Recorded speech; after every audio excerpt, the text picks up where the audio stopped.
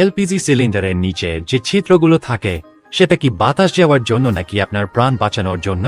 আর টুথপেস্টের টিউবের পিছনে যে রঙিন দাগ থাকে সেটা কি আপনার স্বাস্থ্যের সাথে সম্পর্কিত?